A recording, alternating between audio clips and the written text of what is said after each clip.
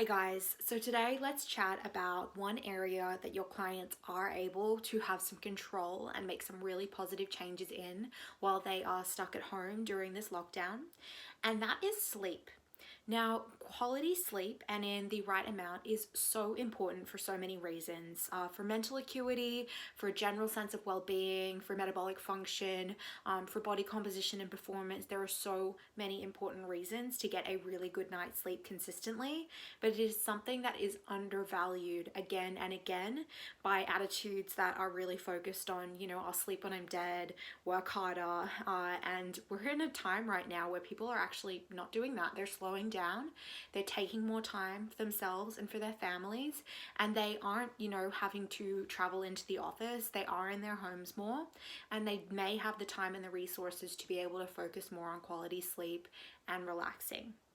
So, some things that we need to put in place to make sure that your clients actually are able to get that quality sleep, the 7 to 9 hours, fairly uninterrupted, or if they are waking up, they have an easy time falling back asleep, are going to be, focused on the environment and the daily energy rhythm that they have in place.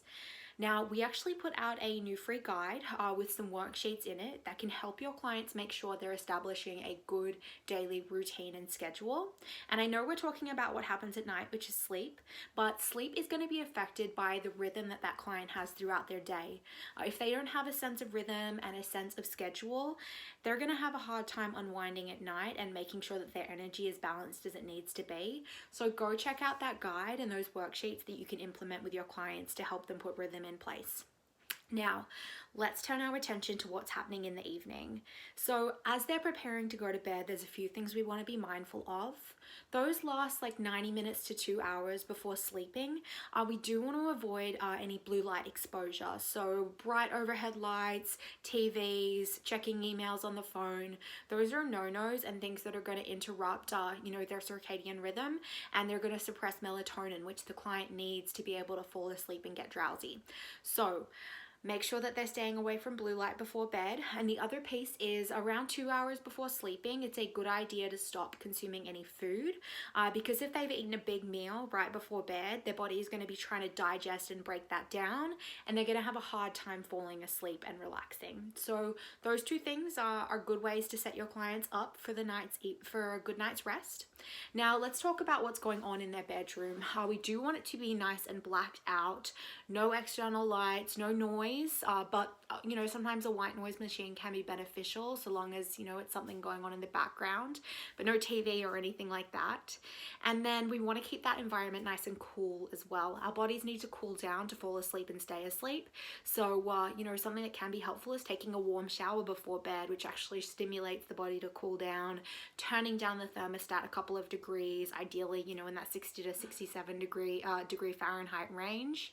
And then also, getting them to sleep naked or in little clothes so that they're not really hot, or perhaps just in a sheet. So these can be some things that will be really beneficial for the client in their sleeping environment. The final thing we'll chat about is set them some, nighttime ritual where they're unwinding, they're getting into a state where they're ready to fall asleep. This could be journaling, it could be meditation, it could be gentle stretching, could just be time with loved ones, whatever helps them relax and unwind from the stress of the day. This is extra important right now to create that separation between, the daytime and unwinding for the evening, when your clients have so much going on in their house and they don't have physical separation between where they're working and where they're trying to sleep. So put a nighttime ritual in place, look after the environment, and make sure that they're not doing anything in those couple hours before sleeping that could be, suppressing their melatonin and preventing them from getting drowsy. So I do hope that those tips help you and your clients implement some upgrades to their sleep. This is going to pay dividends, not just now, but in the long term if you can establish some really good consistency in sleep.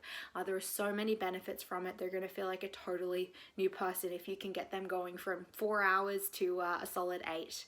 Good luck with it, and I really hope this helps.